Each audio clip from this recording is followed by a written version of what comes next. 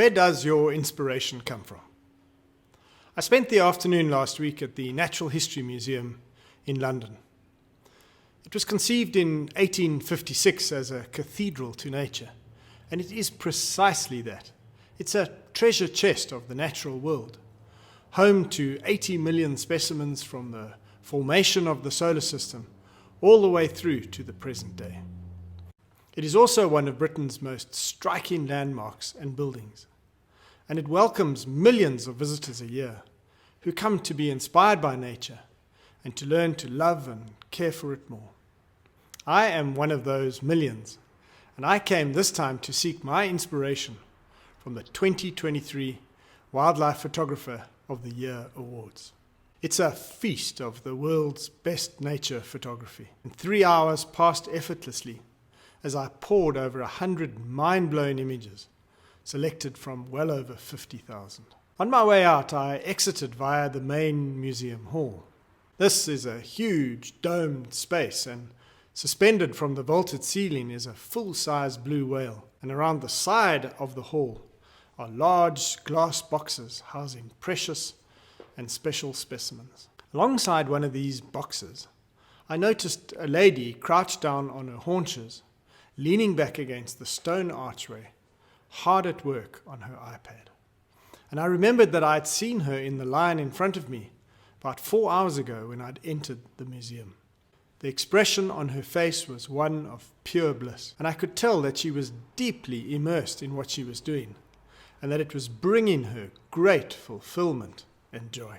As I made my way around the hall, I occasionally glanced back in her direction, and I noticed that not once did she change her position or stop what she was doing. Eventually I came round to her.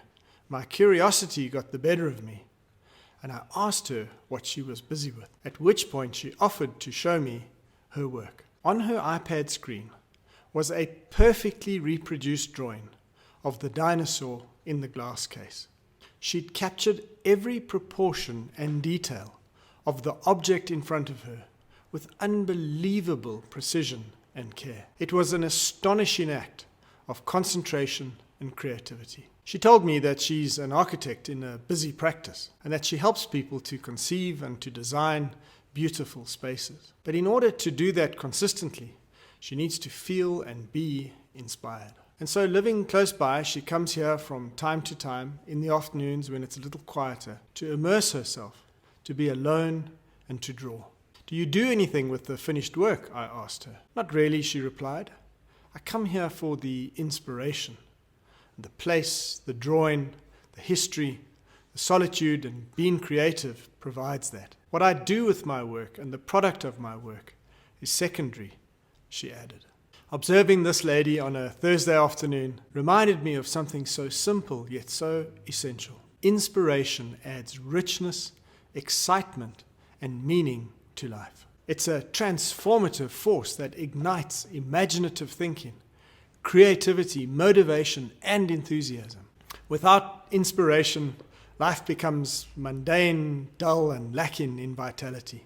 And what's more, it's always out there. Sometimes it's even hiding in plain sight. But it's up to us to seek it out, to bring it into our lives, and to be open to what it offers.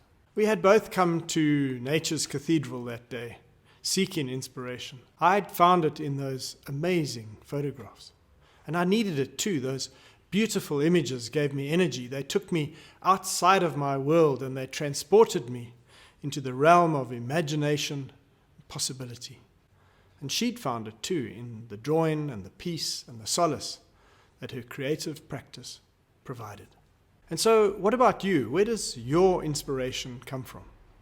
Are you actively seeking it out and bringing it into your life? Where can you go to get more?